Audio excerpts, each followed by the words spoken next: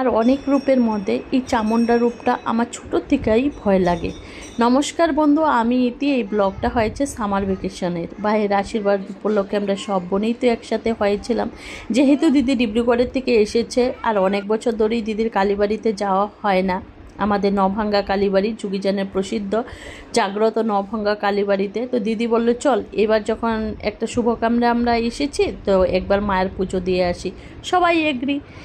ওদিন সকালবেলা এত রৌদ্র ছিল, আজ তো ভীষণ গরম হবে। আমরা সবাই উপোস থেকে সকাল সকাল বের হয়ে গেছি। সকালের ওয়েদারটা এত সুন্দর, রৌদ্র থাকলেও বাইরের পরিবেশটা দেখতে খুব সুন্দর ছিল। তো আজকে আমরা তিন বোনেই যাচ্ছি আর চন্দন যাচ্ছে, ও আমাদেরকে পূজা দিয়ে এনে তারপরে ডিউটিতে যাবে। আমরা সকাল সকালই বের হয়ে গিয়েছি, কিছু প্রবলেমের কারণে স্মৃতি যেতে পারে নাই। সবসময় মার পুজো দেওয়া হয়, মৌতারা তো প্রায় সময় যায়, কিন্তু আমরা একত্রে সবাই একসাথে খুবই কম যাওয়া হয়। তাড়াহুড়ার মধ্যে আমি আর শাড়ি পরতে পারলাম না, কারণ সনর পাপা বা আমার শ্বশুরবাড়ির ফ্যামিলির কেউ না থাকলে সনকে নিয়ে আমার খুব কষ্ট হয়।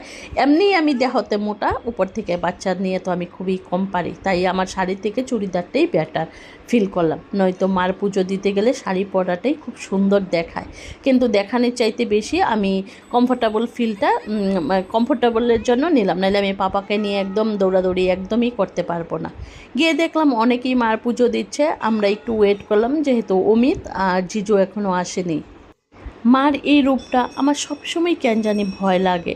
মানে মা অনেক রূপে থাকে, শ্যামা কালী, রক্ষা কালী, কিন্তু এই চামুণ্ডা কালীর রূপটা আমার একটু ভয় লাগে।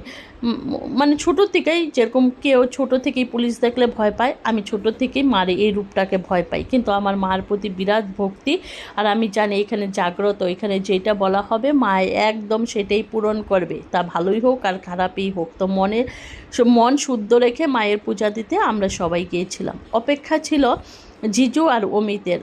মানে অনেক দিন ধরেই যে বড় দিদির আশা ছিল, মানে এখানে জোড়া পাঠা ছাড়বে।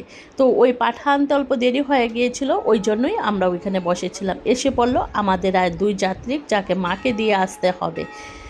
তো আগের পার্টি পূজা দেওয়া শেষ, তারপরে আমাদের পালা আসলো। যেহেতু আমাদের সব কিছুই আয়োজন করা হয়ে গেছে, এখন আর লেট না করে জলদি জলদি পূজা দিয়ে নিব, কারণ চন্দনের আবার ডিউটি আছে। তারপরে জনে জনে প্রদীপ জ্বালিয়ে মার আরতি করা হলো। আর সেখানের একটা প্রথা খুব সুন্দর আছে যে প্রদীপগুলো বাইরে দিতে হয়, কারণ এত প্রদীপ সবাই দিবে, কিছু অঘটন ঘটতে পারে। তো তার জন্যই বাইরেই প্রদীপের ব্যবস্থা করা হয়েছে। সবসময় আমরা গেলে ওইখানেই দিই, বা সবাই গেলে ওইখানেই দেয়।